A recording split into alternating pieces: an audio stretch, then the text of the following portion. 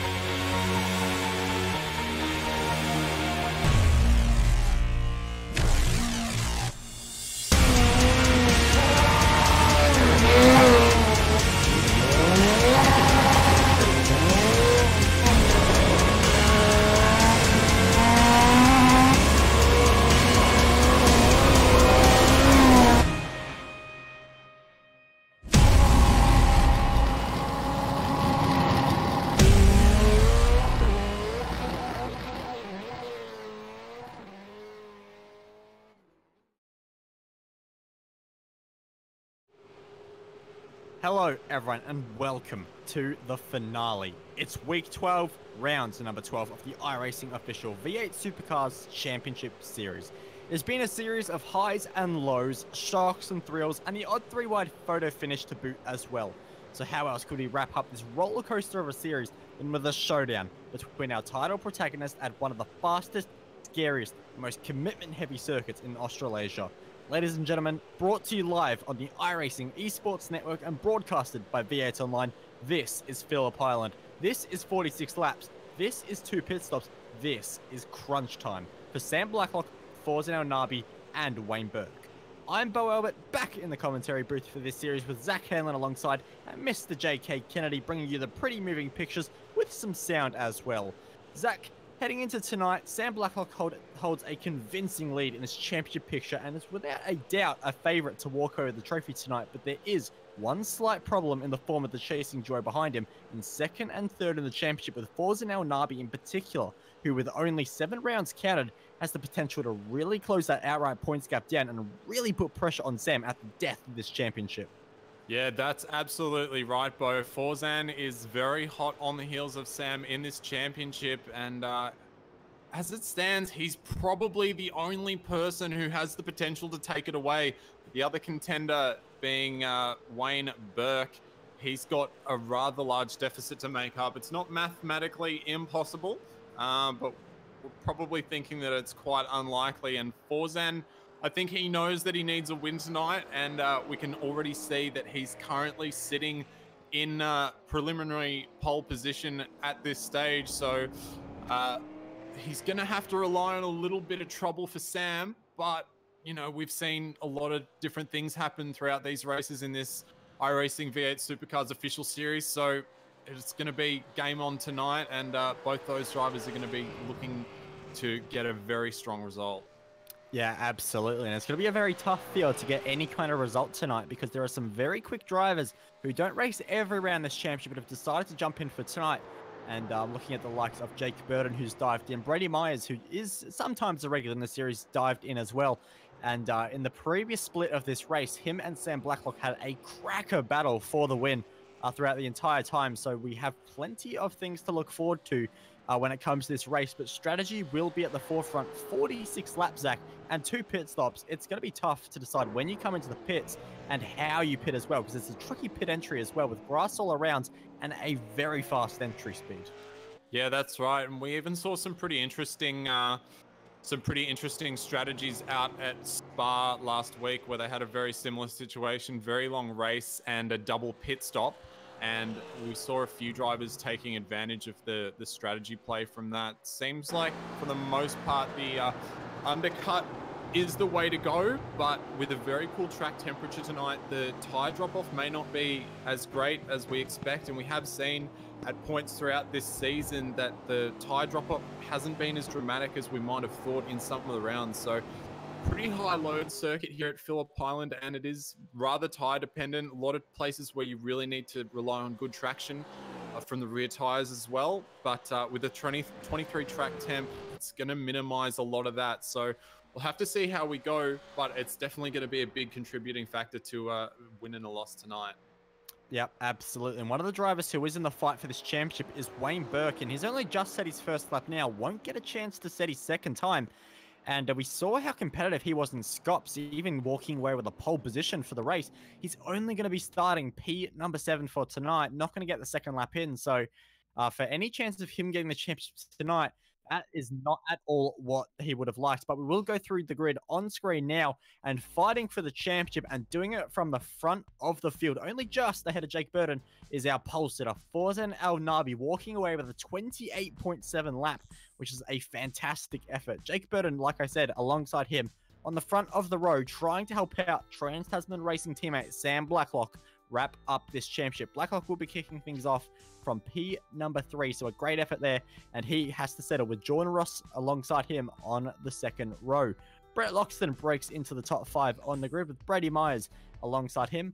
Wayne Burke fighting for this championship is a bit of an outside shot, but we'll see what he can do with 215 points on offer tonight. We'll see what he can do.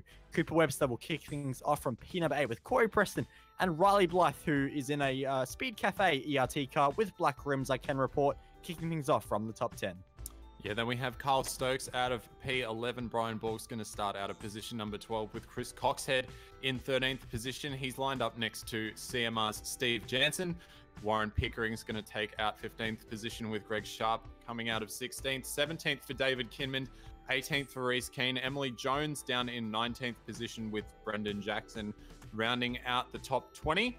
And then we have Mark Samuel, Mikhail Latishov, Braden Bateman, and Brenton O'Brien, unfortunately not able to set a time in that qualifying session. And he looks like he's going to be running or actually is he? I think he's in a Speed Cafe ERT machine as well. Very good to see an Australian team getting a big sponsor on board.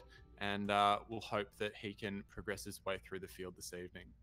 Yeah, absolutely. A very big signing for the guys at ERT, and definitely one that continues to boost the profile of sim racing throughout, of course, with a lot of good events coming up for sim racing, including our very own V8 Online will be at the Sydney Nationals, part of the VSR Showdown. But that is a story for another time, because the story right now is the grid and these 5 red lights that will make the run all the way down the Gardiner Straight and into the incredibly quick turn number 1 as the revs rise for the final time and the clutches drop, and we're away for 46 laps here at Phillip Island. And Forzan Nabi gets a great launch immediately into the lead. Jake Burton settles for P number 2 with Sam Blacklock, but it's all on behind as they're fighting their way into turn number 1. High speed, you have to sort yourselves out.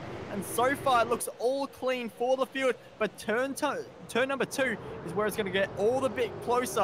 You can see a very big battle, including Brady Myers, Jordan Ross right there as well, trying to squeeze each other out on the exit as they fire their way now into a great passing opportunity at the start of this lap. A big braking zone for this hairpin coming up. And we see one of the ERT cars, I think that is in the grass, hopefully a safe rejoin, and can slow it down. Another car off as well, the car of Brett Loxton. He has to rejoin the circuit as well. So all kinds of cats, and I think Wayne Burke off as well, who was one of our title protagonists and we'll try and see who that was for Synergy Sim Racing. But that's Siberia, one of the South Sismo cars, and it's all gone off. Pursuit Sim Racing around, big contact, one of the Velocity cars involved as well. Brendan Jackson backwards on the circuit.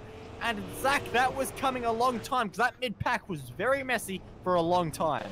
Yeah, it's very hard to navigate these tight corners here at Phillip Island, and Emily Jones got involved in that one as well. I think it was Kyle Stokes coming into Honda, who was all out of crossed up on the grass and managed to slow it down before he made the inside of the corner there. But yeah, bit of a bad accident for those cars at the middle to end of the pack there. But a good clean start from the guys up the front. Jake Burton got an awful start comparatively to Forzan El Nabi, and now Riley Blythe is having a little bit of a look on Corey Preston. Riley's got a little bit of damage on the side of his ERT machine right now, so he's going to have to do a little bit of work to get himself back up, and he's already up 2 positions though so far, so good progress. And also having a look at Brady Myers and Wayne Burke. Wayne very hot on the heels there, might make a bit of a move down into Honda here, but not quite close enough at this stage to do anything with it. But Wayne is still in 6th position and definitely can have a good chance this race. He was under attack into the hairpin and got all kinds of crossed up on the exit and has to take a tour through the grass and will lose a lot of spots in the process. Started the lap in P number 10, drops down to 14. So sorry to cut across you there, but Fusion Sim Racing not up to the start they would have liked at the start of this race. So a massive disaster there for Pickering, who has had really good speed, managed to qualify in the top and managed to get into the top 10 pretty soon. But one driver that's not worried about a top 10 because they're in the lead right now is Forzan El Nabi, but he does have a bit of a problem. Jake Burton really starting to make a charge, and they have slightly dropped away from Sam Blacklock, who did start the lap right with them, but maybe a little issue for Blacklock on the lap. But no such issues for Jake Burton in the slipstream down the Gardner Straight, and we can't forget that last time out in the Strength of Field series, Jake Burton was your race winner. Can he do it up the inside? Thinks about it, just backs out for now. But for Forzan El Nabi, who's going for a championship here tonight, Zach, this kind of pressure is not what you need. Yeah, I think that's kind of what it's all about, isn't it? Jake Burton is teammate to Sam Blacklock, and he's not in the championship run at all, and Forzan very close to losing it as he came out of the exit of the Southern Loop there, and that's going to give an opportunity for Burton here to go around the outside, very late on the brakes for both of them. But Forzan has that preferred inside line. It is very difficult to go around the outside at Honda there, so Jake just tucking back in. But I definitely think that Jake is playing into the hands here of his speed advantage, and just, I mean, he can really go for it and do anything he wants, really. Forzan's the man with everything to lose, and Jake's kind of just here to help his teammate and kind of hold back Forzan as much as he can. So I expect that we'll see that.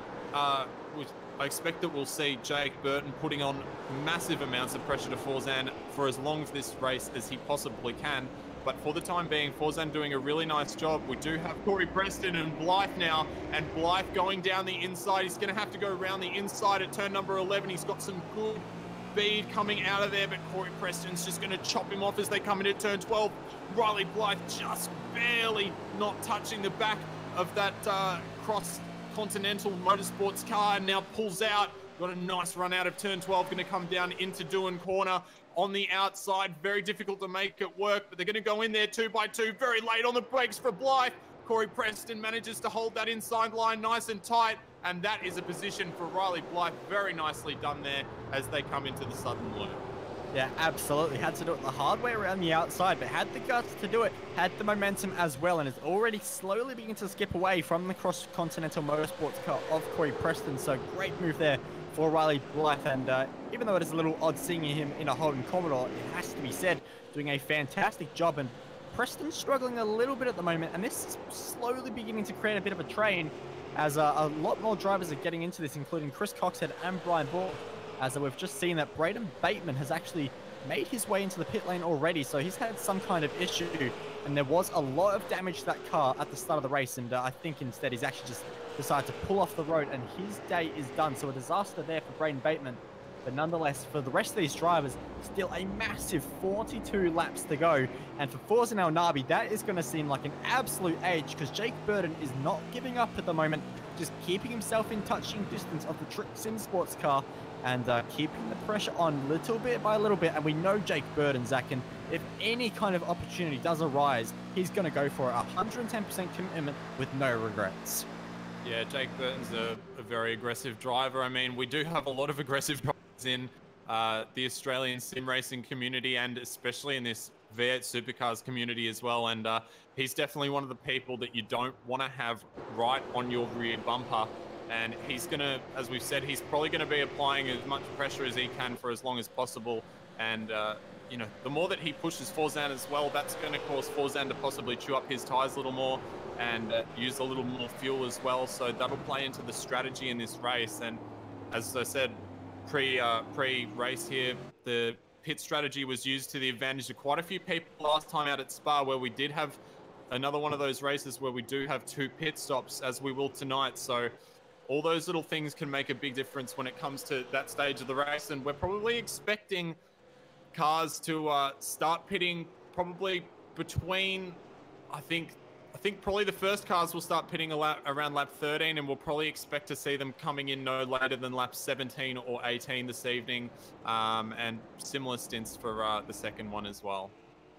Yeah, well, there we go. So strategy will definitely be at the forefront of a lot of drivers' minds in this race, as Jake Burton gets quite a bit of sideways action happening out of the final turn number 11. So he's not going to have any chance at Forza El Nabi this time around down the main straight. So Forza El Nabi will continue to lead for a 5th lap, but how many more will he lead tonight, and will he lead the all-important final one? Sam Blacklock looking comfortable in P number 3, just beginning to skip away from Jordan Ross just behind. And Jordan Ross will potentially have company from Brady Myers, who's doing a very nice job at the moment. 0.3 of a second quicker last time around. So the pace we saw in the earlier split of this race for Brady Myers still very much in this race as well. So the track conditions having changed just a little bit haven't seemed to slow him down at all as well. So we'll keep an eye on Brady and his progress through the race. But Corey Preston still has this train happening. Riley Blythe has definitely skipped away up front. So Corey Preston, quite the cork in the bottle. And Chris Coxhead thinking about a move. Can't quite do it on the other cross-continental car behind of Brian Borg, getting a little bit sideways as well. So perhaps just missing the setup window a little bit, as Borg will now come under pressure from Brett Loxton, who's trying to stage a comeback at the moment up the inside at Siberia. Has to do it on the tight line. By doing so, doesn't get the exit speed he wants and might have to give this up through Hayshed, but he'll try and hold around the outside, but to no avail. Yeah, and we saw Brett obviously have that issue on the outside at Honda Corner on lap 1. He started from 5th position, currently sitting in 11th, and now firing it down the inside of MG on Brian Borg, just managing to pull it up there. And we might see a bit of side-by-side action here, but Brett Loxton getting some nice traction around the outside. I think we might see him do what Riley Blythe did just a few laps prior and try and get a nice exit out of here, out of turn number 12, down onto the Gardner Straight. And now he's going to pull onto the outside line for turn number 1 into Doohan Corner. And we'll see if he has the same kind of attacking feeling that Riley Blythe had. Not quite as aggressive on the braking as we saw from Blythe and Preston earlier, and Brett Loxton not quite able to get up alongside Brian Borg there. So he's going to have to try something a bit different. Oh, very taily, just completely ruined his exit out of the southern loop as well. So it's going to kill any chance he had of making a move down into Honda. But Chris Coxhead just up ahead, firing it down the inside of Corey Preston, very late on the brakes, maybe a little, oh no, they're very close there, but doing a good job, both drivers, to leave each other enough room to make that work. And Coxhead allowing Preston some room on the inside. Oh. Preston there just lit up the rear tires as he was coming out of the exit of the corner there, and we'll get a cut price karting parts replay of that for you. And I'm just gonna have a look on that one. Does look like oh yeah, a little bit of a touch there from Chris Coxhead as he was trying a little bit of an undercut there on Corey Preston. And Corey probably seemingly defending that move slightly, and that didn't help that situation. But we will take you back to the lead because Forza El Nabi is looking like he's coming under pressure once again. from Jake Burton, who is relentlessly hounding the back of that Trick Sim Sports car as they come down into the southern loop now. The gap is only 0.14 of a second, and Jake Burton carrying a lot of mid-corner speed. They're almost giving Forzan a little bump as they came through the middle of the corner, and Jake Burton will now have a bit of a run. Not going to be enough, but I think he might just show the nose and just, no, he's going to tuck back in there and maybe use that speed to apply some pressure somewhere else. But Forzan's looking like he's holding up to the task at the moment and is driving very strongly and not succumbing to any of that pressure at this stage. Yeah, not at all. But what I think I have noticed just watching these two cars over the last few laps is in this section of track in particular, the real high-speed stuff, the real commitment plays on this circuit, Jake Burton and the Trans-Tasman racing cars have looked a little bit stronger, and you can see once again just edging a little bit closer after El Nabi put a little bit of margin through Siberia. So different setup.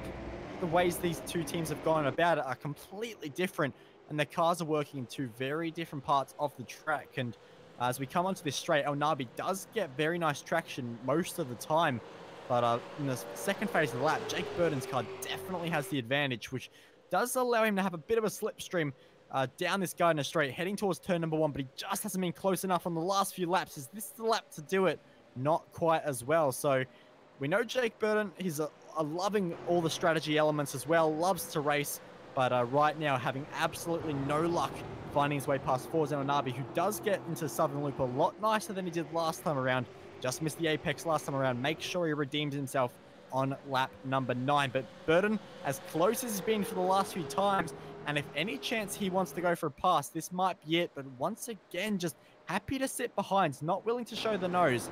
And that could potentially be a good strategy, because at the moment they are not being caught too much by Sam Blackhawk behind, who did actually set the fastest lap of the race last time, the fastest laps out of the entire pack the last time around, but not by a margin for the top two to be too worried. So at the moment they're comfortable to keep on following one another, but Kyle Stokes and Warren Pickering are not content to just be following one another, as Stokes dives up the inside of the Fusion Sim Racing Ford Falcon. And after that early second lap mishap for Warren Pickering, where he did light the tires up a bit too aggressively out of Honda, just not able to redeem himself at all. But Borg and Loxton are on once again, and we've seen him once dive to the inside of MG. Will he do it a second time? Of course he will. It's Brett Loxton. Lots more commitment, maybe too much commitment, and he gets into the side of the Cross Continental Motorsports car. Brian Borg goes for a little half spin. Loxton does indeed get the position, but will he feel the need to redress that after a very large moment? And by the looks of it at the moment, having no intentions to redress. So Loxton moves himself up one position, and Brian Borg all of a sudden has Chris Coxhead for company. Yeah, and Chris Coxhead has been putting on some really cool driving performances in the last few rounds and getting into some really nice battles. And he's not afraid to show the door to a few people, and neither is Brian Borg. In fact, we saw Brian have a little bit of an incident last time out at Spa with Brenton O'Brien. So we definitely know that he doesn't give more than an inch than he needs to. So be interesting to see this little battle here. Coxhead's got a good run. He's about a car length and a half back, which isn't quite going to be enough for him as they come down into Honda corner. But both of them just running a little bit deep, taking a late apex as they come through Honda and through Siberia. I've noticed the last few times as well, very different lines through that corner for Chris Coxhead and Brian Borg. Chris liking to take an early apex with more mid-corner speed, and Brian just trying to get a bit of a better exit and take a late apex out of there. So I think there seem to be a lot of teams who have the car set up very differently for this track, and we can see that a lot in the driving lines, and that's going to have to be something that these guys think about when they're going for overtaking moves, as well as where their car's going to be stronger and areas they might be more susceptible to a comeback if they don't have too much of a lead ahead. But for the time being, Brian Borg is able to keep ahead of Chris Coxhead, and Brett Loxton's checked out from that, so I don't think that he'll be redressing that position. Kind of questionable as to whether he should, but yeah, it doesn't look like he's thinking about it at this stage. Yeah, definitely not. So Loxton does indeed decide to hold on to that position, and Brian Borg will be left thinking about what could have been, but he still finds himself in a top 9 position at the moment, which is a great result for him. And if he can hold on to that, that would be awesome for Cross Continental Motorsport after a bit of bad luck in the last few races for him getting involved in the odd incident or two. And this race definitely hasn't been the start they would have wanted after some very strong qualifying positions for those drivers. But at the moment, Chris Coxhead just not able to get close enough to launch any kind of attack. So we'll have to wait once again. And Coxhead actually coming under a bit of pressure from Steve Jansen as well, who is a driver who definitely likes to drive a bit of everything, competing in the GT3 series, the Porsche series as well, that we have on the iRacing Esports Network on Wednesday nights. But at the moment, Jansen finds himself in the V8, which I think a lot of us are probably familiar with him driving quite a lot, and trying to range onto the back of Chris Coxhead, but not able to do it at the moment. But your race lead at the moment did extend out to about 0.6 of a second at one point during this race, of this lap, sorry. But Jake Burton just been able to reel it in just a little bit more, back down to about 0.3 of a second. So anytime El Nabi gets a little bit of an advantage over Burton, he's instantly able to reel it back in. And looking at the YouTube chat, a lot of people in there as well, just thinking that Burton definitely has the speed at the moment, but just thinking strategy. And with 2 pit stops, which, you know, we're onto the lap 12 now, Zach. Pit stops will start to become a factor if anyone wants to go for a short stop, or even the next 3 laps. That's probably an optimal place to take your first pit stop. You know, any little bit of fuel you can save there is going to be such an advantage. And, you know, I'll throw this question to you. If Burton is indeed fuel saving, and he does get to jump Forzan Nabi in the pit stops, will he be able to run away out front and break the slipstream from Forzan behind? Or do you think this battle is going to go all the way to the final pit stops in the final few laps? I kind of think it depends on when these guys decide to pit within each other. It's really difficult to say. I think that if Burton's ahead, I think he's definitely got a little bit of extra pace in that car, and he might be able to pull a little bit of a gap. But I think Forzan's feeling quite tenacious tonight. I think that he really knows that I think he wants to make sure that he can do everything possible to ensure that he has a chance of winning this championship. And first place is that's the best case scenario for him, and I think he's going to fight for it till the end. So I think that I have a feeling that Forzan might be one of the first people to jump in. I think at the moment, if people are thinking about pitting, they're going to come out pretty much at the end of the field, and they might have a little bit of clean air. So I think they've got the opportunity for a bit of an early stop, and I think Forzan would be the best person to be taking advantage of that. Yep, so we'll have to see. But Forzan under a bit more pressure than he's been used to over the last few laps. Burton having a bit of a look into turn number 1, and well, he was having a bit more than a look into Southern Loop as well, but a bit of a moment on the exit, wasn't able to get the power down. Means he doesn't get the position just yet, but he's definitely beginning to hunt just a little bit more.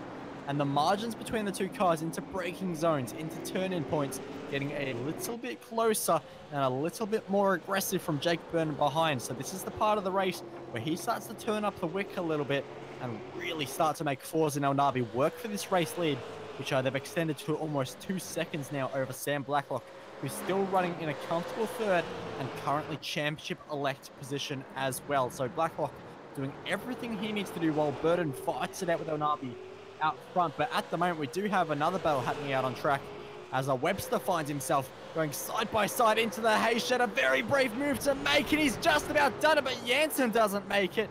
He goes for a trip through the grass, and the CMR racing team unfortunately has to become a lawnmower racing team for just a few seconds. But Jansen does gather it up quite nicely, able to hold on to the track just about in the end, and will be able to continue that fight with Cooper Webster, who is in one of many SpeedCafe.com ERT cars in this race. But Webster doing a very nice job at the moment, having to stage a little bit of a comeback. Qualified in P number 8, only just worked himself back up to P11 as well. So his next target is Chris Coxhead, who continues to try and make something happen with Brian Borg, and he's a lot closer now, but still cannot get any form of an opportunity to present itself. Yeah, they're doing a good job having a little battle there and keeping it clean though. And there's actually a really big gap between Brian Borg and Brett Loxton now, and Brett Loxton's actually caught back up to Riley Blythe. So Riley Blythe's going to be coming under a bit of pressure from Loxton in the next couple of laps, and he's been lapping about half a second quicker for the last couple of laps. So I expect that we'll see something happen pretty soon, although I think that some people are going to be starting to come into the pits very shortly as the lap time. So we were talking earlier about the tires going off and how bad it would be. And at this stage, it's about a second off the fastest laps these guys are doing right now. So 1:29.0, the fastest lap for Forzan El Nabi this race. 1:30.0 was his last lap. Oh, Loxton. Oh, that was quite the dive into MG. Thought about it, was right out to the grass as well. Trying to get to the very inside of Riley Blythe, but only just able to back out at the last second. And that's actually made a little bit of a margin between the two once again. So Blythe just able to skip away by maybe 5/10 of a second at the moment. But Loxton definitely looks the quicker of the two. And last time around, he was 5/10 of a second. So that half a second gap that Blythe got won't last very long. But Loxton definitely keen to make some moves in this race and not afraid to do it either, as Carl Stokes is one of our first drivers who will dive into the pits on the lead lap at the moment. So that's very interesting to note, as the gap at the front has extended to half a second once again. But more importantly, Sam Blacklock just slowly beginning to get closer to Jake Burton as well. And that gap that was about 2 seconds from Blacklock to Burton is now down to only just over 1 second. So Blacklock at the end of the stint just beginning to make a bit more time, drop Jordan Ross behind and bring himself a little bit closer to the top two.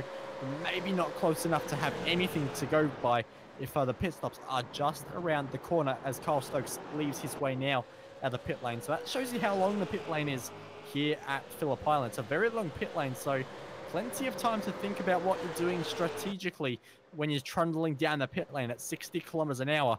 But in the meantime, Riley Blythe and Brett Loxton do continue their battle. And Loxton did indeed make that gap up very quickly, but he's going to make it up too quickly, and he's going to make that gap a bit less than 0 because he went straight into the back of Riley Blythe, and very lucky not to turn him around to that point as well. So very, very tight margins between those two, as it is between Jake Burton and Forzan El Nabi as they head into turn number 1, just 0.2 of a second separating themselves. And Burton, just so many times I've noticed he gets right underneath the rear wing of Forzan El Nabi through Southern Loop and kicks out the rear just about here, and he does it again. That Trans-Tasman racing car just cannot get the power down out of Southern Loop, and through that corner you're constantly trying to get on the power just little bit by little bit. But it looks like the second he goes for 100% throttle after modulating it, the back end has nothing to give for those rear tires. So I don't know if Jake Burton potentially pushed them too hard earlier in the stint and it's hurting him now, or that really is just the setup of the car as he's a MotoGP bike into Siberia, Zach.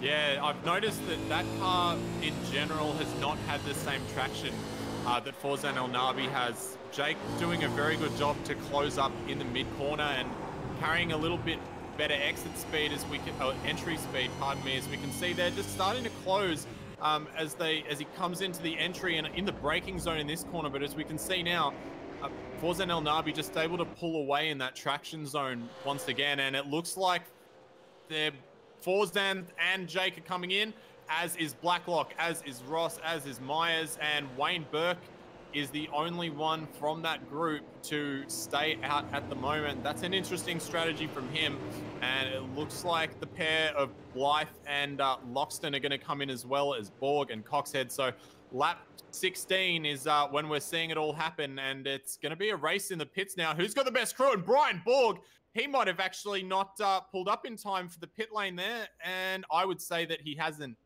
at all. He was going about 85 kilometers an hour, so he may have a pit lane speeding penalty. But we will have a look at the front of the field and see who comes out first. Forzan El Nabi's Trick Sim Sports crew looking to put in a perfect stop for him today so that he can still come out in the lead. The two Trans-Tasman cars are off the jacks. Forzan's coming out and he's stuck in the middle of them, and this is going to be very questionable as to what happens here. They're still inside each other as the no clipping rule is taken into effect, and Forzan El Nabi has lost out to the two TTR cars massively there. And he's going to have a lot of work to do because Sam Blacklock now, his championship rival, has jumped him in the pit stops. Jake Burton as well did a really fantastic job there of getting out. The pit stop times there were all within a second of each other, but Forzan just a tiny bit slower than those two TTR cars. So he is going to have so much work to do. Jordan Ross came out fairly closely behind that pack as well, as did Brady Myers, and no other changes for position in that stop, I don't think. Riley Blythe and Brett Loxton still stay as they were before the pits, and Wayne Burke is now coming into the pits, so see how far he comes off the back of this train. I think Brady Myers... Forzen's off the road. He's completely dumped it heading over the top of Lukey Heights there. And that was a massive moment there. He was trying to chase down Sam Blacklock in a massive moment. Huge drift and very lucky to not lose any more positions. Just lost it to Jordan Ross. But that was a huge moment and dare I say championship implications. Because now Forzen, who had led so much of the first into this race, drops himself not just behind Sam Blacklock, but so many more drivers who have taken their pit stop as well. And also look at one of the Synergy Sim Racing cars. Wayne Burke comes out of the pits. Forzen dives to the inside to get past him after the rejoin for Burke. So these two, second and third in the championship. So there's that to play for as well. And Wayne Burke has had a very strong pit stop phase. Gets past Brady Myers, who did actually overshoot his box when coming into the pit lane as well. So it's all on right now. But Forzen Al Nabi, is that the championship slipping away from him? Yeah, well, I think, you know, I think it really has to go poorly for Sam Blacklock. I mean, Sam really has to be finishing towards the bottom half of the top 15, I would think, for Forzen to have a chance at winning this. But, you know, he really did need to come first, and that has just completely ruined it for him. I mean, he now has... what is it, oh, it's bigger than that. It's like a 5 or 6 second gap up to the lead now. Oh no, it is 4.5 seconds up to the lead. So still not impossible for a good pit stop and some fuel saving to make that recovery, but it is looking less and less likely by the second as those two TTR cars now. It'd be interesting to see if Jake Burton possibly drops back and gives his teammate a little bit of a slipstream there and a bit of help to get him towards the end of the next stint. I don't think he would perhaps let him pass, but I definitely think just letting him, you know, sit in the slipstream and just pull away even quicker away from Jordan Ross behind would definitely be a good call for the Trans-Tasman Racing cars as Riley Blythe and Brett Loxton continue their scrap down the Gardner Straight, and Loxton almost into the back. Such was the speed advantage, and now it's his chance to fire it around the outside of Riley Blythe. And in the marbles, in the dirty stuff where there's no grip, Brett Loxton just about finds some and makes his way into P number 7 ahead of Riley Blythe. But with that very tight line through Southern Loop, does he compromise himself on the exit? Blythe definitely got the stronger run out of the corner, but will he be close enough? We know Blythe loves to scrap, so if there's an opportunity for a pass, he'll go for it, but there is no chance. Brett Loxton covers it off beautifully and finds himself one spot up and just trying to recover what was a great chance at a result for him tonight. But unfortunately, a bit of chaos at the start dropped him down the order. So trying to make his way back up to the 5th position where he started this race. But so far, it's P number 7. Next target for him is going to be Brady Myers. So that's a long way up the road, unfortunately. But with the pace Loxton has had in this race, I wouldn't be surprised as Blythe is going to do what Forzen did. He's off the road. He's even further into the gravel. So Blythe all of a sudden makes an error. He's losing a bunch of spots, though. He's losing a lot more than Forzen. Comes out right in front of Steve Jansen, who goes for a dive as well. And he's under pressure from Kyle Stokes. So all of a sudden, this second phase of the race is absolutely kicked off. And Riley Blythe finds himself in a lot of trouble. Started the lap in 7th, all the way down in P number 11. So that's a big game changer in this race, but not as much as what happened to Forzen Nabi. But he's trying to make a comeback. And this is going to create a bit of a 3-car tandem pack for the final spot on the podium at the moment. Jordan Ross has got very good pace, it has to be said. But Forzen Al Nabi in the grass, doing everything he can to close up margins, is going to be going like a bat out of hell. And Wayne Burke in the slipstream to follow him as well. So this fight for the podium could get very interesting very quickly here, Zach. Yeah, these guys are all lapping within 0.03 of a second of each other as well. So the tolerances right now are very, very tight. And you can see Forzen using every little inch of track that he can possibly has available to him. And it's pretty incredible how hard these guys are pushing right now. We thought that they might be doing some tire saving. Doesn't look like that right now. Although the lap times are not as strong as they were in the first stint at this stage. So a little bit of track evolution, and it has actually gone up 1 degree since we started this race. So that's definitely going to have a bit of an effect on these guys as well. But yeah, Forzan is really, really pushing now. And I think that he's definitely going to have something to say to Jordan Ross in a couple of laps, but he's got to make up that gap. And he's got to make sure that he doesn't run it off the road, but actually slower than Jordan Ross on that occasion. And Sam Blacklock was very fast on that last lap. He's the fastest car on track and now catching his TTR teammate, Jake Burton. Yeah, and that was a very solid lap time for Sam Blacklock, within a tenth of his quickest all race. So he's definitely got the hammer down and is not leaving anything on the table. So that gap at the moment stands at about a second between the two TTR cars. We'll see if he can bring it down as his car looks a little bit nervous into the big braking zone at Honda Corner. But Jordan Ross is the driver that really has to make Honda Corner work, because El Nabi continues to put pressure on. And Ross was a tenth of a second quicker last time around. This little battle pack definitely tightening up just a little bit, and they're all pretty much matching each other. And all four of these cars, including Brady Myers, within a tenth of a second last time around, as Cooper Webster. Something's happening with our timing series at the moment, as Brian Borg is actually going to get past, because Cooper Webster and the other ERT car of Riley Blythe both off in the grass a little bit there, but Webster pretty much bump drafting Brian Borg towards the hay shed. So not sure what's happening here, but this entire battle pack has really bunched up and is going slow out of Siberia, but it's now picked up into Lukey Heights. Not sure, but what that has done is created a brilliant battle as Steve Jansen tries to make advantage of it.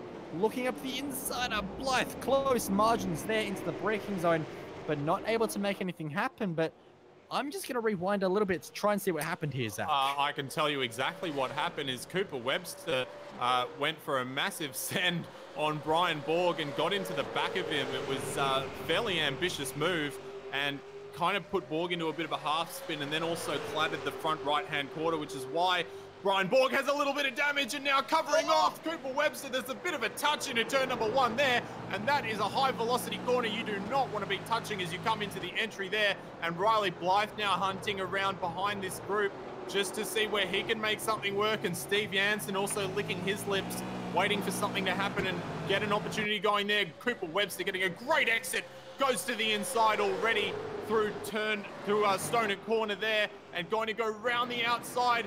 And maybe Borg might run him a little deep into the corner, but he's not going to do it. But Jansen picking up a spot on Riley Blythe there. Riley's still got a little bit of overlap. That's going to give him a good run into Siberia. Oh, and Webster! They're going to go 2 by 2. Webster just loses the rear, and that's going to almost make his teammate behind check up. Steve Jansen's got a good run going down the outside. He's going to go down the inside into Hayshed, and Riley Blythe's going to have to do it very tough round the outside of there. He's going to have the preferred line for Lukey Heights, and managing to get the direction change right this time, he manages to maintain that position. But Steve Jansen looking very good, and Kyle Stokes is even going to have a bit to do with this. He's going to go round the outside at MG, just getting a little bit of a bump there on the exit and having to bail out of that one. But this is really spicing up, and you can see Brian Borg's, the rear of that car is just not settled at all, and Cooper Webster is really trying desperately to find a way past here. Yeah, he definitely has the speed on Borg at the moment, and we saw what happened last time down the Garden Straight, so we'll see what we have for edition number 2, volume 2, Biden stores now, because Cooper Webster thinks about around the outside, high commitment, and he's still side by side, not clear yet, but he might just about do it. 2 wheels on the dirt, but Borg might just give him a little bit of a bump, as this is nose-to-tail traffic here at Phillip Island, and maybe a bit of a turn as well, as Borg goes for a gap that wasn't quite there, and Webster lucky to be pointing in the direction that he is, but it is on for Young and old behind. Borg under pressure, but not so much as Jansen, and Borg's going to get turned, and this could go into Cooper Webster. And both the ERT cars get collected in a single move. Cross-Continental Motorsports goes crossroads across the track and into the ERT cars. Steve Jansen benefits from all this. Carl Stokes up the road. Riley Blythe lucky to get as much damage as he did, and Brian Borg and Cooper Webster still status quo where they are. But Zach, that was coming a long time. That pack was side by side for 2 laps, no contact. Something had to give.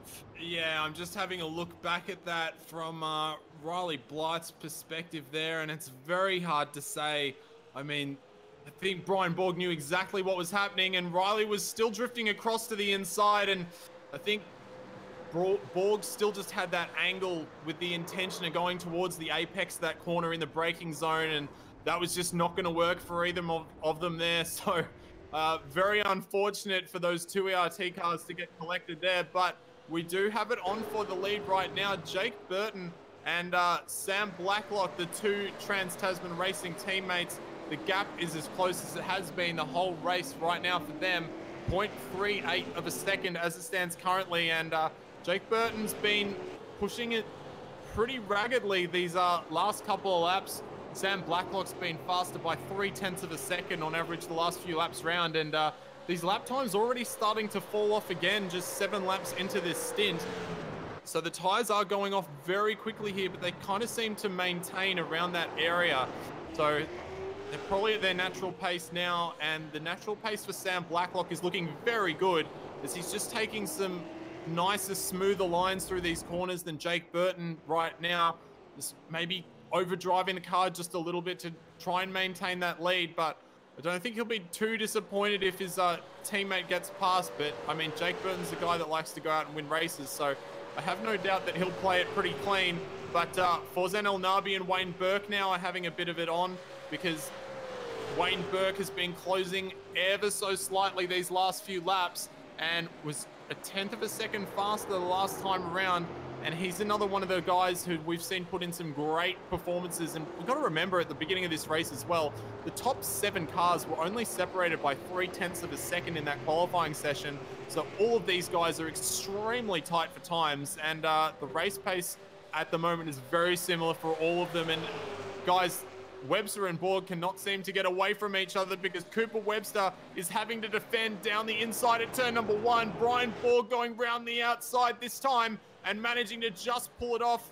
And Cooper Webster's he's gonna try go round the outside through Southern Loop, and that's gonna give him some nice exit speed down into MG. So we'll see what he can do with that. But Brian Borg getting a really nice exit off the tighter line actually. Still, Cooper Webster draws in millimeter by millimeter, but I think that's job done for Brian Borg. A nice pass through turns 1 and 2 there. Yeah, absolutely. So he'll hold onto that spot. Well, actually, will gain that spot. So very nice for Brian Borg.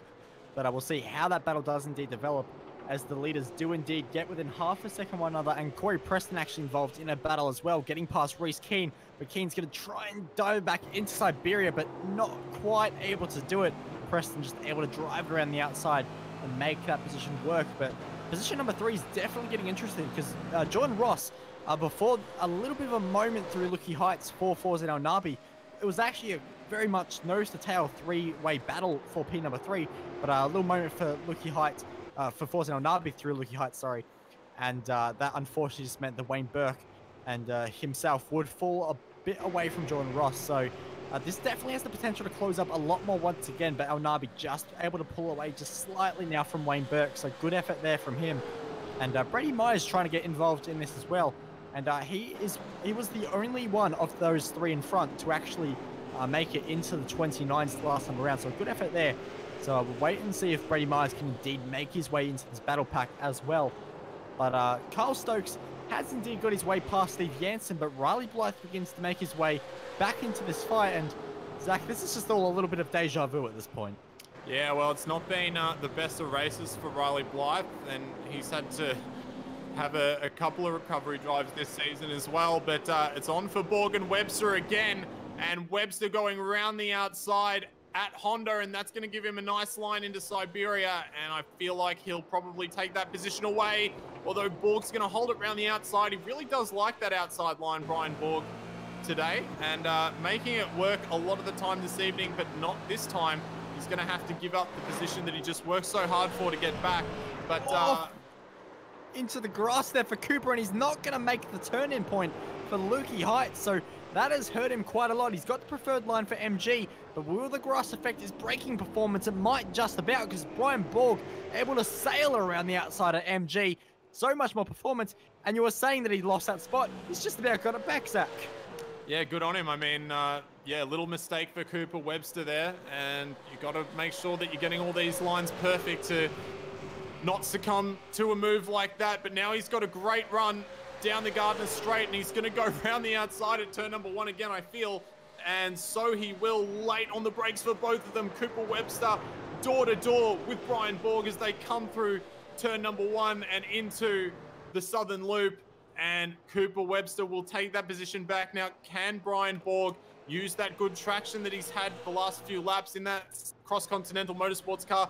Doesn't look like he's going to be able to do anything, and Warren Pickering's now getting into this as well, and Warren is up 1 position from where he started at the moment, but he's had a fair few troubles this race himself, and he's got a relatively clean car compared to both of these guys too, and for him, the lap times are not looking too bad. It's actually a second faster than both of the guys last time round, and they were battling a little bit, but that bodes well for Warren as he tries to make himself through the field as well.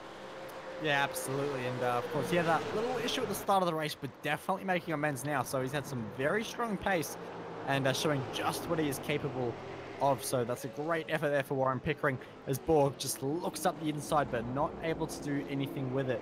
So it looks like Borg might have just decided to sit behind for just a little bit more, but a little bit more in this battle pack just about means 5 corners at this rate. These two have been going at it.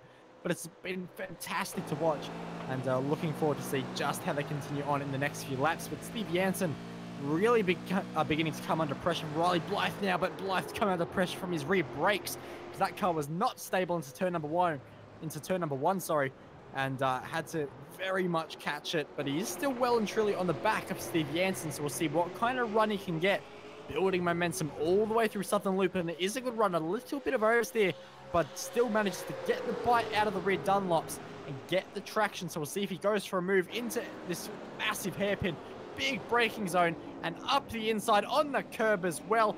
Tight margins between the two, but Blythe just about gets it done, almost out of shape on the exit, but into Siberia, able to clear him. So a great move in the end for Riley Blythe. Thought they would have had an overlap into Siberia, but Jansen in the end just wasn't able to keep his car there. So next target for Riley Blythe will be Kyle Stokes. And we'll see if he can indeed get that position and find his way further into this top 10 of this race so far. So we'll keep an eye on that. But Brian Borg has fallen away from Cooper Webster just a little bit. And down the Gardner Straight last time around, Warren Pickering was looking very feisty and trying to find a way past, but wasn't able to get the overlap that he needed to make anything happen. And, well, I said that Brian Borg had indeed fallen away from Cooper Webster, but in a single braking zone, he's just about made it back up. And they are still following each other very, very close, these three. So it's been great to watch all the way through. But they will have to start thinking strategy because the pit window will be opening in just a single lap's time. And that will affect a lot of drivers, including the battle for this third position as Nabi on the rear brakes desperately as he almost had a shot at getting past Jordan Ross, but just could not quite pull the car up in the end.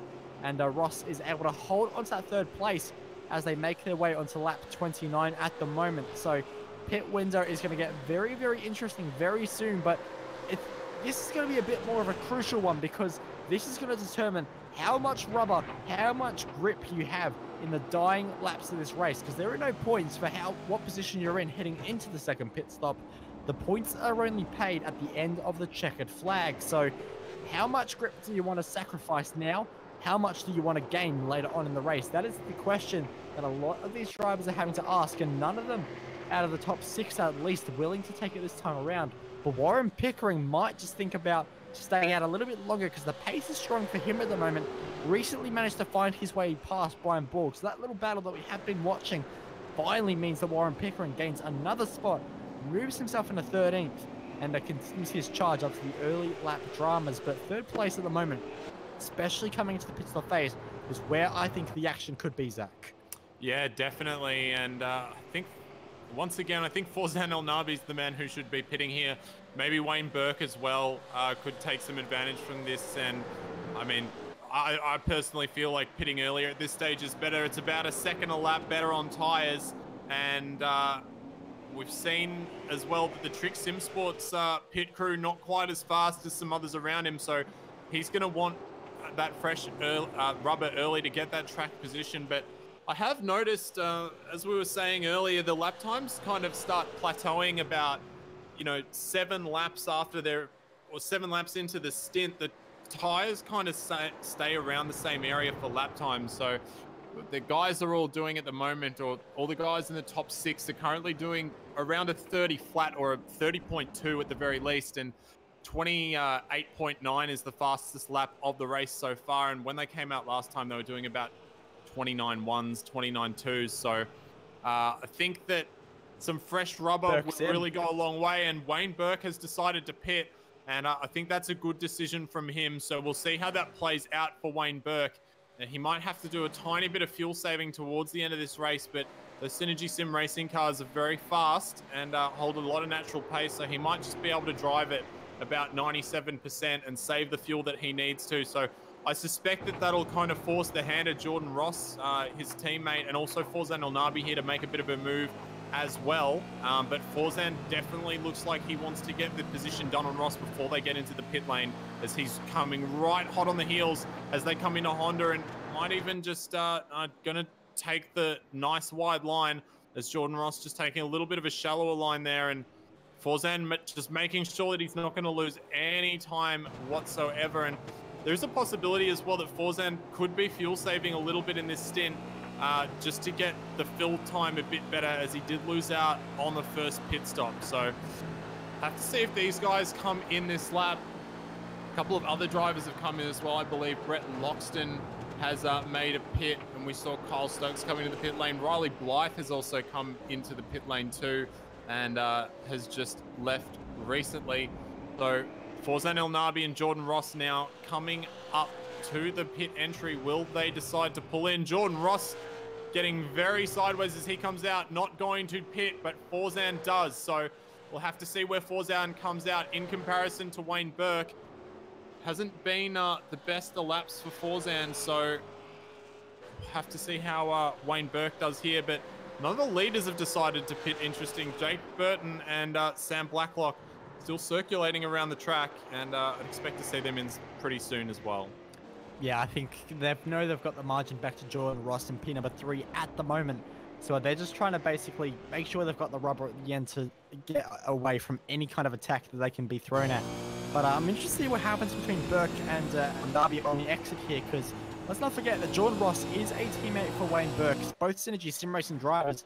And if Ross was holding up Elnabi just a little bit, then that could play into the advantage of Wayne Burke. But Elnabi off the jacks, but it's not going to be enough, because Wayne Burke is easily passed with the undercut.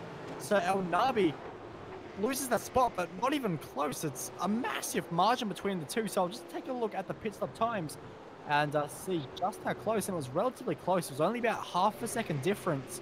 So Elnabi just massively losing out with the undercut there. So what does that say when Jordan Ross eventually comes into the pits? Because Elnabi was right behind Jordan Ross. So Wayne Burke could all of a sudden find himself on the podium of this race with just 14 laps to go. But then the issue will be that they'll have a lot of tyre wear. Two drivers that won't have tyre wear, as such a big concern, will be Jake Burton and Sam Blacklock, who dive into the pits, as does Jordan Ross, as expected. And I think just about the rest of the field will as well. So we'll see how that all plays out in comparison between Wayne Burke and Forzan Elnabi and Jordan Ross, because I think Wayne Burke, you said the undercut was the best idea, Zach, and so far I think that is definitely the right call. Yeah, well, I mean, a second a lap is, it's pretty massive, especially when you've got a car only 6/10 or even less ahead of you.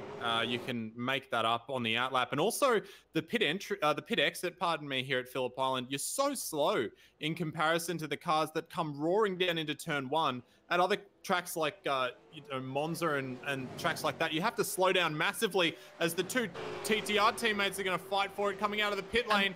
And even close. Burke's really close. He's done so well there to make up that huge gap. And he's only got 2 lap younger tyres, so he will have a bit of fall off. But these guys still have to get their tyres up to temperature, and it's a very cool track. So Wayne Burke could make a big play here.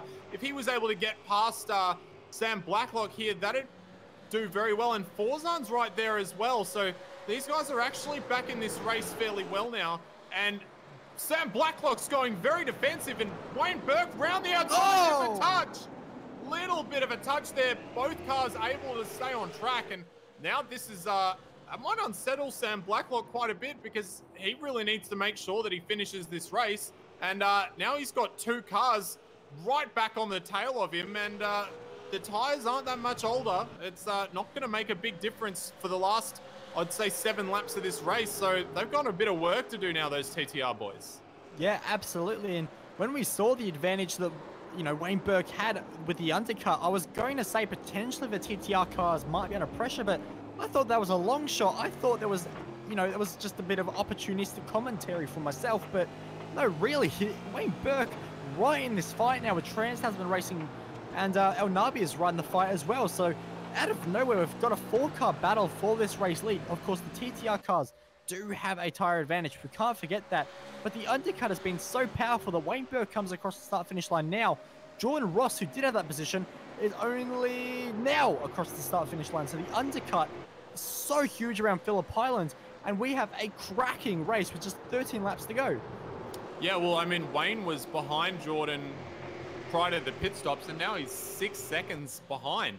And Forzan El Nabi, I mean, he's just taken off right now. He's just done his nearly his fastest lap of the race, a 29.1, and he is very eager to make something happen here, very close under brakes to Wayne Burke ahead. And Sam Blacklock and Jake Burton not pulling away. They've got the fresher tires, but and they're just coming up to temperature now, but they're definitely not pulling away. All 4 cars at the lead of this race covered by just 1.3 seconds right now, and that's a theme that we have been seeing very much in this V8 Supercars official series. We've had some very tight finishes, and it looks like tonight is going to be one for the record books as well, because these guys are very close, and with only 11 laps left as they come over the line now, it's going to be a nail-biting finish here. Yeah, absolutely. So the gaps across the line last time around, all cars within 1.3 seconds. So we'll see what it is this time around as the TTR cars do get up to temperature just a little bit more. And they're coming across the line now. We're expecting some very quick lap times, and indeed a 29.5. So decent lap times, but still nowhere near the times that we saw from Forzan El Nabi on his first lap. And in fact, Wayne Burke was the quickest car last time around, and Forzan El Nabi was the second quickest, so the drop-off isn't here yet, and even Blacklock slowly beginning to look a little bit racy compared to Jake Burton. Some of the lines he was taking through Southern Loop were not the lines you would expect for a driver just following your teammate. And we'll see what happens in the Stoner curve as Blacklock takes the very wide line. And is this a call from Trans-Tasman Racing to protect the championship for Sam Blacklock as Wayne Burke tries to buy on the action as well? So Blacklock leads. Burton falls in a second. Forzan El Nabi just about off the road with a big moment in the Siberia. But this is strategy. This is how much this championship means to some of these drivers. Jake Burton sacrificing the win at the moment, at least, for his teammate to make sure they can guarantee the title. Second and third in the championship, Wayne Burke, Forzan El Nabi respectively, both behind as well. 3 drivers fighting for a championship, 11 laps on the clock. Tire strategies are at play, fuel strategies are at play. This is the Monday Night V8 Supercars Series on the iRacing Esports Network. This is the final round, and this is going right down to the wire here on V8 Online. So Wayne Burke will see what he can do this time around. Of course, last time he was the quickest car. We expect the change of position for the TTR cars to be a little bit slower, but it hasn't quite happened. But of course, they're not pulling away at the rate you would expect for drivers on new tires. So Synergy Sim Racing, we saw the pace they had in Scops. We saw them get it on pole. We saw them dominate pre-qualifying here as well. They know what they're doing around this circuit, and they've bought themselves a ticket to fight for this race win today. On the podium at the moment, Forzan El Nabi will try and take that away at any chance he gets, though, Zach. Yeah, absolutely. And Wayne Burke looking very strong, I have to say. I think if anyone's going to be the one to take it away from the TTR boys, it's going to be him. He's been looking very good and has progressed himself up through the field from 7th. He's the only car outside of the top 5 in the top 5 right now. So doing a very good job, and only 0.8 of a second off the lead. And I mean, just talking about the championship, Bo, I mean, this has got to be one of the most exciting series. I've been doing commentary for the V8 Supercars for 3 seasons now, and I don't think I've seen it as close as this. And even watching previously, this has got to be one of the closest and most exciting championships that I've seen in a very long time. So credit to all of our drivers who are coming in week out and week in, week out, and putting on such a great performance for us, especially, you know, the likes of Daytona, where we saw the top 3 cars finishing within 1/10 of a second of each other. It was absolutely crazy, and they're on for it again tonight. But Sam Blacklock has done a very nice job. Fastest car out of the top 4 at the moment on a 129.6. Everyone else in the 7s or 8s, so just starting to pull away a little bit. And Forzan El Nabi looking very close to the back of Wayne Burke as well. He really wants to take this charge to the front and got some nice traction as he came out of the southern loop there. So will he make a move into turn number 4, Honda corner? It's the best overtaking opportunity for many people around here, but just not quite close enough this time around. And he also doesn't want to hold up. You know, these guys don't want to trip up over each other and just hand the win to either Burton or Blacklock up ahead, because any battling at this stage, even a second of loss on these guys, could just be so difficult to pull back towards the end of this race. Yeah, exactly. This is crunch time. This is where you can't afford any mistakes. And, well, for Forzan El Nabi, it can almost be said as what could have been, because, of course, he had that massive moment at Lukey Heights in the second stint where he lost so much time, probably in the range of about 6+ seconds, including the position that he did indeed lose. So, for Forzan El Nabi, you know, he's had this race in the bag. He was so quick in the first part of this race. He had the better of the TTR cars. It was just the slipstream and fuel saving that meant he didn't hold that lead into the second stint, and that's where it all went wrong. So Forzan El Nabi, he wants this win. He knows he has the pace to do it, but at the moment, just not able to do it, and the pace falling off for El Nabi a little bit quicker than it is for the likes of Wayne Burke. The top 3, all 29.7s, all separated within half a tenth, not even 1/10, half a tenth. So they're all pushing each other extremely hard. 29.8 for Forzan El Nabi, 29.9 for Brady Myers, who is in P number 5 at the moment, 29.7 for Jordan Ross. This championship is decided by tenths of a second, and at the moment, this entire field is so close. There is nothing to choose between anyone. Yeah, it's absolutely crazy, and it just, I mean, the level of competition this season has been great as well, and I think Sam Blacklock has just been putting in some fantastic performances, and we will hope that he makes it to the end in position number 1 tonight and can clinch that first championship for himself. That'll be very exciting for him, and be nice to see a TTR driver to pick up that championship. Brady Myers has actually done a really good job as well to find himself in 5th position, and he's been pretty much running the pace of the leaders the entire race, and he is only 4 seconds off the lead right now. It's a bit of a shame that he just fell off in the early stages of that race, but we will focus our attention just to some other people in the field at the moment, because we have been following the top 4 very closely. And there are some other great little battles that are starting to form at this stage. Kyle Stokes and Riley Blythe, who's been in the wars a bit today at Phillip Island, but Kyle Stokes has been starting to close on him the last couple of laps. And Kyle Stokes has really been doing well since he joined that Synergy Sim Racing team. Obviously, they're setting up the cars possibly a little more to his liking, and he's started putting in some really good performances. Currently in the top 10 at the moment, looking to take 9th away from Blythe, and looking very strong as he comes down the Gardner Straight there. Very nice job in the slipstream, very committed and late on the brakes, doing a nice job to just hold that inside line there, barely clipping the inside curb, which you don't want to take too much of because it can push you out, and holding a very smooth and tight line. Looking to get a good exit here for a run down into Honda corner, and he did get a good exit, but Riley Blythe also driving very well today, with the exceptions of the calamities that he's had. And Kyle Stokes looking down the inside, and Riley's going to give him some room there, and Kyle Stokes does make it through of that Speed Cafe machine of Riley Blythe. Blythe going to fight back though as they come through Siberia, making Kyle Stokes go around the outside the long way around, but he has to cover more ground, and subsequently will have a little more speed coming out of the corner. They're going to go side by side as they come through Hayshed. Very dangerous in V8 supercars. They make it work though. Riley Blythe's on the grass and just manages to get it back on the road before he has to brake. Otherwise, that would have been a total catastrophe. They're going up side by side through Lukey Heights. Kyle Stokes, is he going to be able to make it down the inside? And MG just manages to pull it up. and he's going to have to go around the outside for turn number 11 and 12 as well. Great side-by-side driving from both of these guys, but unfortunately, Kyle Stokes just having to pull out as they come through the exit of turn 11 and into turn 12 here. Yep, absolutely. So no opportunities just yet for Kyle Stokes, but the gauntlet definitely being laid down at the moment, and he's had some great pace, like you've said, and especially in the last few rounds. So we'll see what he can do into turn number 1. Thinks about the inside, goes for the inside, but does he get up the inside? No, he doesn't, because he makes contact with Riley Blythe, redresses immediately. But Steve Jansen, he says hello, and he is now well and truly in this fight. But it doesn't look like there's any damage on the ERT Speed Cafe Commodore. So we'll see what Riley Blythe can do, but he's immediately under pressure with a much better run from Stokes this time around. A bit of four-wheel drifting from Riley Blythe there as they fight their way into Honda corner. Hard on the brakes, just dancing with every bit of grip they've got. And at the moment, Riley Blythe holds that spot, but Stokes really under pressure from Jansen now.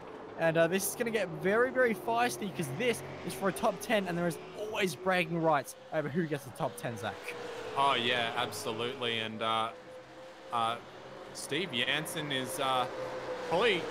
I mean, he could be driving this a little bit better. He was kind of following the guys as he came through Honda, and he actually got a really nice exit out of Honda as well, but just got chopped off by Kyle Stokes as he came back across the track. And he's been overtaken by these guys previously, but that little battle that they've been having, maybe it's heated up the tires a little bit, and they've also been tripping over each other a little bit. He's now back in the fight, and definitely good for a top 10 position, possibly if he's able to hold on to the back. But Kyle Stokes once again has a nice exit out of 12 and is going to look for the run down into turn number 1. Riley Blythe going to opt for the outside line this time round, which he has been using to good effect throughout this race.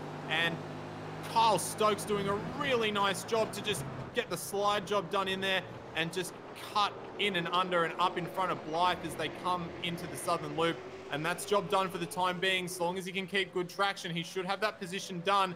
But he will have to cover very heavily as they come into Honda, because Riley Blythe is going to go wide out through Stoner Corner, and he's going to go down the inside at MG. And as always with Riley Blythe, fighting very heavily with the rear brakes. And today, it's a fight that he is not going to win. He's going to have to bring a different sword to that battle next time and try and pull it off. But he's lost that one out to Kyle Stokes, and Steve Jansen is now sitting inside the top 10.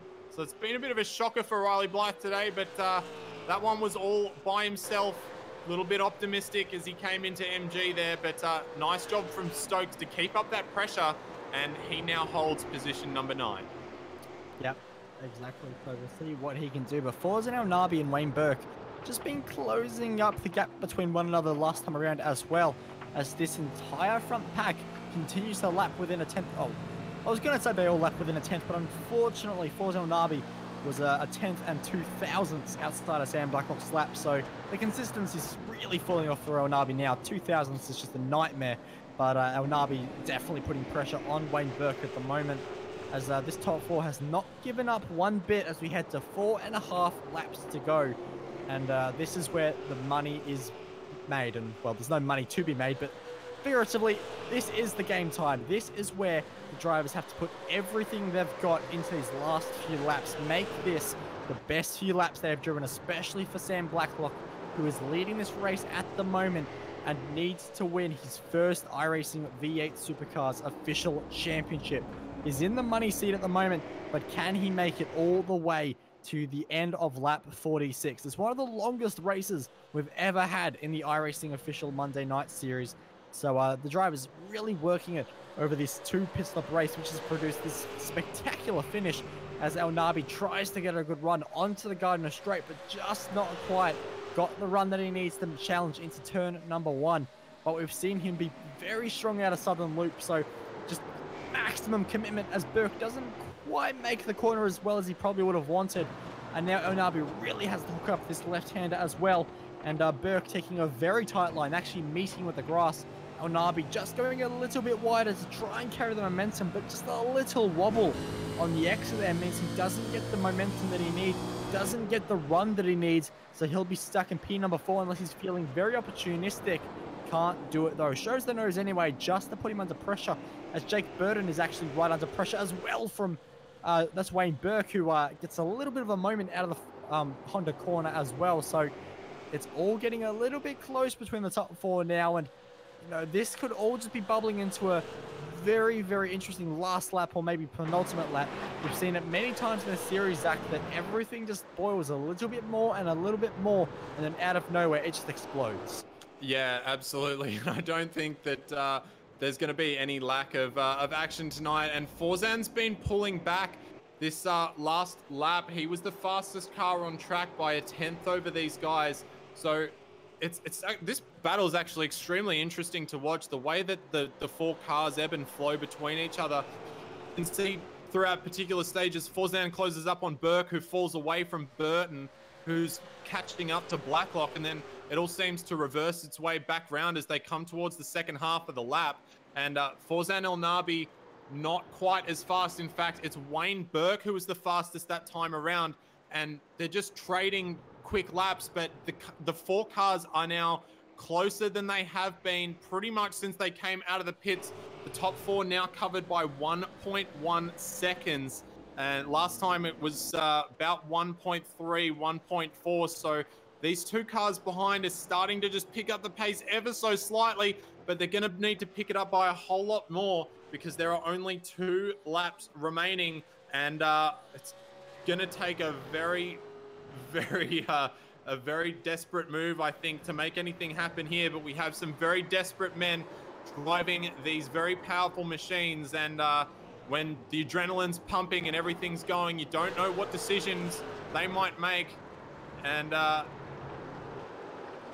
we've also noticed as well that Jordan Ross has been closing up bit by bit on Brady Myers, who's been doing a good job still lapping very closely to within the pace of the top 4. But Jordan Ross last time round was the fastest car on circuit, lapping faster than everyone by around a 10th of a second, although only a couple of tenths or thousandths faster than Wayne Burke, sitting in 3rd position. So that bodes well for him, but he's only got a couple of laps left to do it.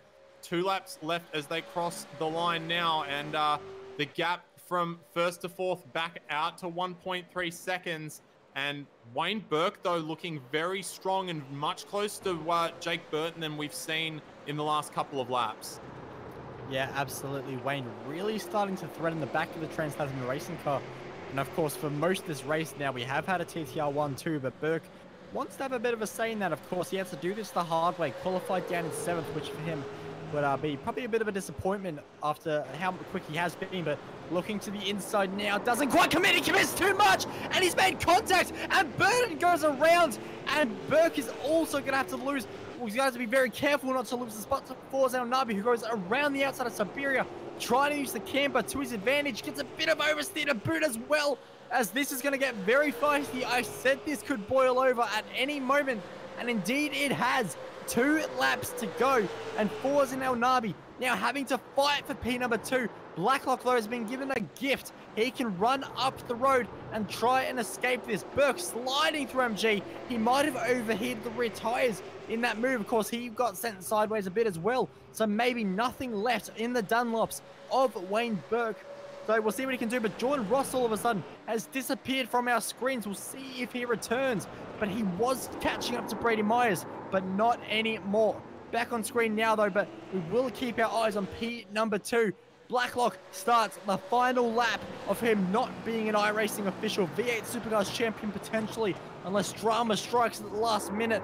But Wayne Burke wants to consolidate P number 2, but it's going to be very, very difficult from this point because Forzan El Nabi is looking more and more threatening, and don't forget Jake Burton is closing quite quickly as well.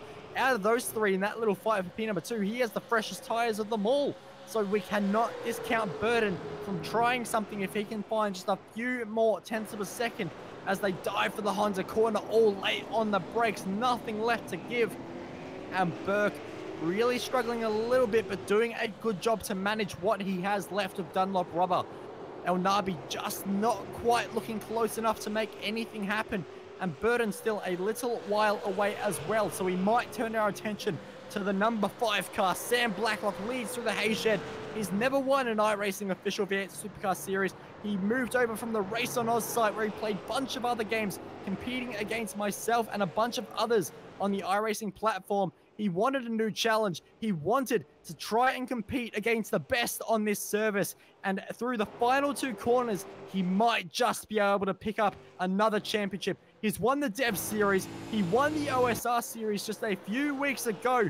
And through the final corner, Sam Blacklock for Trans-Tasman Racing will win Season 3 of 2018. He is your Monday night V8 Supercars official series champion in what was a great drive in the end. Wayne Burke would hold on for P number 2 with Forzan El Nabi making it onto the podium as well.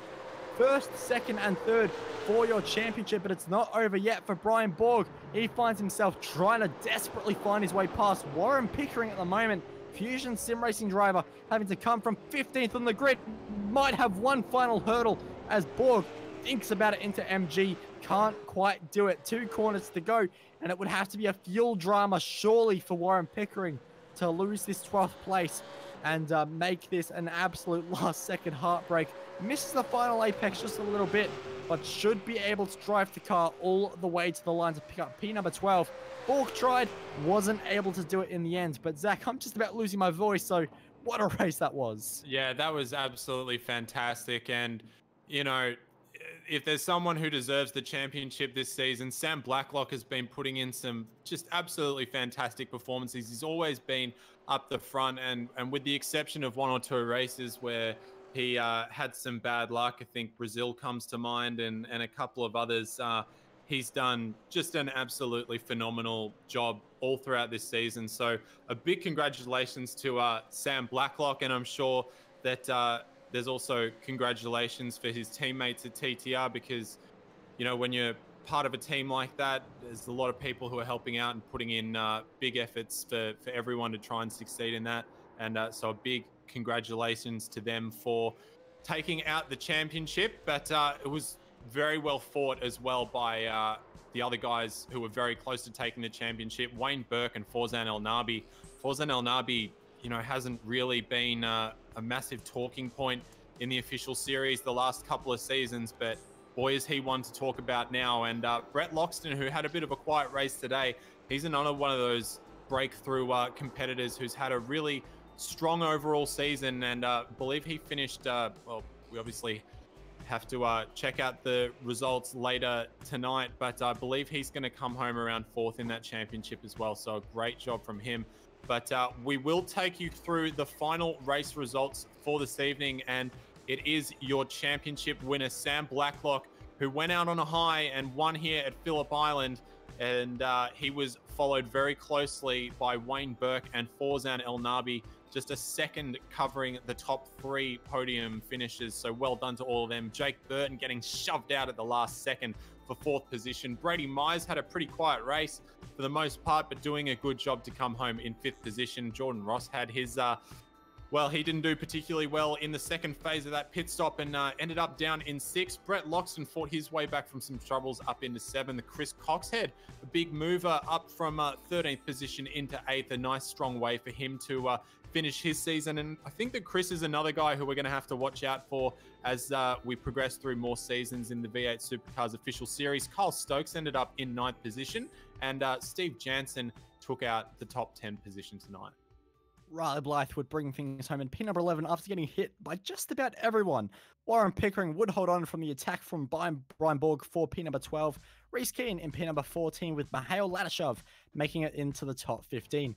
Mark Samuel in 60th with Brendan Jackson the last car on the lead lap after quite a lot of casualties from this 46 laps at Phillip Island. Greg Sharp was one of the last ones, 9 laps down. Webster and Corey Preston both finding themselves out in the second stint, with Brenton O'Brien, David Kimmond, Brian Bateman and Emily Jones, the rounding off the final 24 cars that would make up this fantastic race in the end, which came right down to the wire. But in the end, winning the championship and winning the race on, well, for this race, he won 215 points. And ironically, that is his race number for V8 Scops. We actually have Sam Blacklock here. And Zach, well, not only is that Illuminati with 215 points being your race number as well, but that was the one heck of a race, and you had to do it the hard way with a lot of pressure in the end from Wayne Burke and El Nabi, really trying to make something happen. But in the end, Jake Burton just able to really help you out in the end there and really help seal that win for you. Yeah, that was That was a crazy race. Probably one of the best I've had at Phillip Island. I drove pretty bad the first stint. Was trying to hang on to Jake and Forzan, and then yeah, first stop was good. We jumped Forzan. Well, I don't know what happened with Forzan. He was blinking all over the place, and I ended up, I think, going through him. I don't know. I couldn't even tell. But yeah, and then Jake and I just kind of, I don't know. I think Jake was going as fast as he could, and I just hung onto the back and saved a bit of fuel. And then after the pit stop, Jake got on the mic and said to me, he goes, "Oh, you know, I've only got like X amount of fuel. Don't know if I'm going to make it." And so I tried to help him by giving him my fuel numbers, and in the end, he let me through to help him save fuel. And ashamed to see what happened at the end, but yeah, happy to hang on to P1. Well, there we go. And in the end, you were able to make this your first iRacing Official Series Championship. Had a lot of pressure throughout the series, of course, had some low moments as well, thinking back to the likes of Interlagos, where things did look tough, but in the end, you managed to come off on top. And we're just trying to get a little bit of statistics going, and we believe you might actually be the first Kiwi to win an iRacing Official Monday Night V8 Supercar Series Championship. So how does that feel? Yeah, that's pretty cool. Yeah, awesome. Hopefully the Cuzzies will be happy about that one. Well, there we go at the end of a 12-week season, best 8 rounds counting, and it would be Sam Blacklock who comes out on top. But Sam, anyone from the team you'd love to give a thanks to? Yeah, massive thanks to Stalzy again from HRS. A massive thanks to just a lot of my teammates. Brock Salmon does a lot of work behind the scenes. Luke Harvey, Josh Muggleton, Jake Burton, Kurt Stenberg, everyone that's kind of egged me on to and sort of pushed me to go and do this. And also a massive thanks to Jake. Yeah, Jake's been a massive help. I guess at Monza, that's probably where he helped the most. It wasn't exactly team orders, but Jake decided to try and make it a TTR 1-2 instead of leaving me behind. Well, there we go. Sam Blacklock taking out the win tonight. We'll see if he can make it 2 wins in a single week when we see him next time in action on Sunday night for the V8 Scops Imola 500, which is, of course, also on the iRacing Esports Network, but not before our next broadcast, which is going to be on Wednesday night. And that's the Porsches at the Nürburgring, Zach. And I think you're looking forward to that one. Yeah. I love, I didn't really drive the Porsche all that much before the 24 hours of Nürburgring. And now I've got a little bit of extra spare time. It's been so much fun jumping in that car. And the Nürburgring, I think, is the GP course is a good track to really use that car and have a bit of fun with it. And there's been some great racing throughout the season and some really tough competition up at the head of the field. So always good to get out and have some fun. And, the broadcasts are also excellent. I'm probably a bit biased saying that, but I think the iRacing Esports Network and V8 Online do a terrific job. So, yeah, going to be doing a bit of practice tonight, actually, and very much looking forward to jumping in on Wednesday and see if we can put something forward because got a new livery on our car and hoping it can give us a bit of extra luck to get ourselves on the top of the podium. Well, absolutely. And if you do like new liveries, of course, there's going to be quite a few on Saturday night because it's the one, it's the only, it's Max Bance. And David Haynes said I had to make sure that everyone was aware it's actually 2 X's. So it's Max Bance. So it's going to be extreme. It's going to be crazy. And if you don't know the format, it's going to be a regular race like no other. Doesn't sound that exciting, does it? But halfway through the race, the drivers will be told that there is a certain position they have to finish, and it won't be first. It could be 10th, and everyone has to try and finish 10th. Last time, it created complete and utter chaos. So this time, we've made measures to make sure it's even worse. So be sure to look for that. And of course, on Sunday, like I mentioned, V8 Scops, the Imola 500. It's also the first of the Endurance Series. It's the retro round as well. So look forward to that. But on behalf of myself, on behalf of Zach for joining me, thanks so much for him for joining me all season long. Jay Kennedy for providing all the cameras that we love and the broadcast as well. Thank you so much for joining us this season. It will be back for season 4, bigger, better, than ever. Look forward to it. 12 weeks kicking off once again. I'm Bo Albert. Thank you so much. If you haven't already subscribed to the iRacing Esports Network, be sure to hit that, leave a like on the video, and even a comment of what you thought. Signing off for the last time this season. Thanks so much, and we'll see you next time.